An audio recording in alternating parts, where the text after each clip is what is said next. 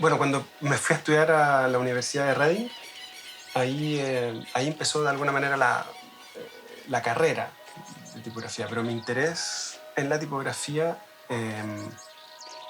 cuando estudié diseño gráfico, acá en la Portales.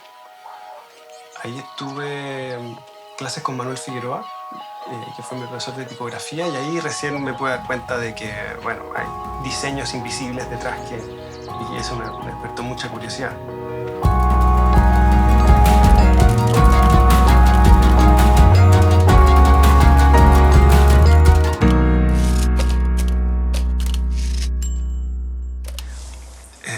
Mi nombre es Juan Bruce, soy diseñador de tipografías, vivo en Paine y trabajo acá desde mi pequeño estudio en mi casa. Soy titulado de diseño gráfico en la Universidad Diego Portales, me gradué en el 2010 y luego me especialicé en diseño de tipografía después de hacer el máster de diseño tipográfico en la Universidad de Reading, en Inglaterra. Y desde entonces me he dedicado al diseño de tipografía 100%. Casi no he hecho diseño gráfico, así que se podría decir que he tenido un giro y un cambio de carrera desde entonces.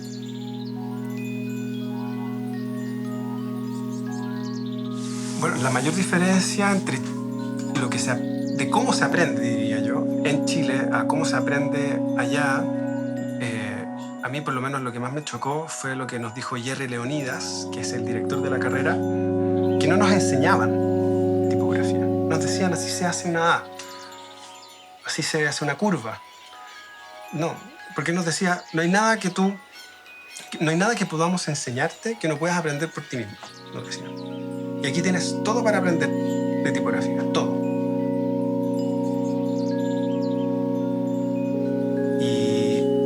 Y creo que esta herramienta, por lo menos, o cambio de mentalidad, a mí me ha servido mucho, personalmente, para trabajar, porque dependo cada vez menos de un proyecto externo en el que me contacten a mí, en el que me llegue la pega.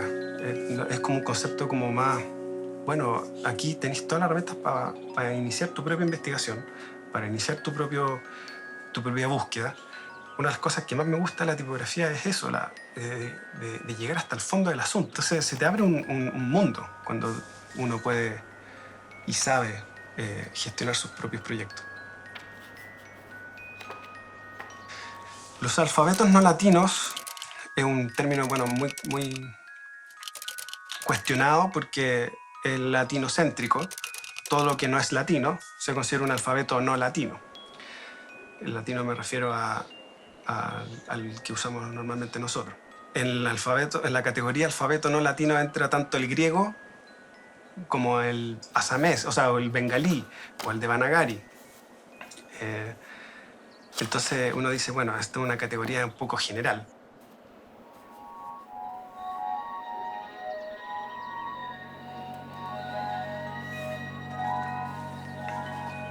Creo que no hay tanto desarrollo no latino acá en Chile. De hecho, creo que todavía estamos en el desarrollo del alfabeto latino. Hay un boom, creo, hay una buena camada de diseñadores muy interesantes, muy buenos. Pero si tuviera que diferenciarme, yo creo que es en el ámbito de la investigación del alfabeto no latino. Bueno, hay una pequeña barrera, sí, la barrera del idioma, pero al igual que cualquier lector de alfabeto latino, cualquier lector de alemán, de francés, de español, de inglés, todos saben leer el alfabeto latino y sin embargo no saben diseñarlo. Aquí con el alfabeto no latino ocurre lo mismo. Hay muchas personas que podrían partir con la ventaja de conocer la lengua y por ende estar un paso adelante tuyo en diseñarlo, pero finalmente lo que más influye a la hora de diseñar un alfabeto no latino es la investigación. ¿Y cómo me adentré yo ahí? Por simple interés en las letras. El bengalí es un alfabeto muy dinámico es muy particular en su forma, es muy lindo. Tiene curvas, tiene rectas, tiene diagonales, tiene la barra clásica por la cual las letras cuelgan. Todas las letras en India, a diferencia del latino, donde uno siempre se imagina una línea de base donde las letras se sientan.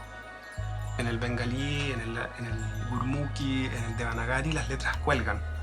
Entonces todas tienen como una barra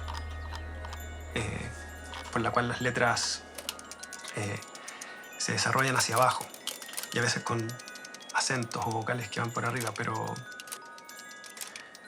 esas son sus características. Y el bengalí se diferencia de esas porque tiene una mezcla riquísima de millones de formas. El devanagari es mucho más consistente, por ejemplo, es mucho más trazo recto, curva, diagonal, pero el bengalí tiene, de hecho, también unas pelotas, unos círculos que entran y salen, tiene puntas, es muy dinámico. Y eso es lo que a mí me llamó la atención, que, bueno, también es uno de los alfabetos más difíciles. Son el repertorio final de caracteres ronda los 600, 700 caracteres. Llevo 5 años estudiándolo. Yo creo que recién ahora me siento mucho más confiado con todo lo que involucra el bengali.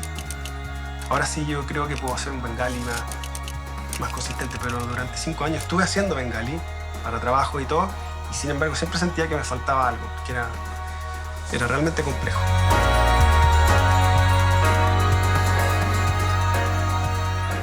El impacto que tiene la tipografía es monstruoso, por lo menos en la historia se le llama revolución, la revolución de la imprenta. O sea, ese es el nivel que tiene.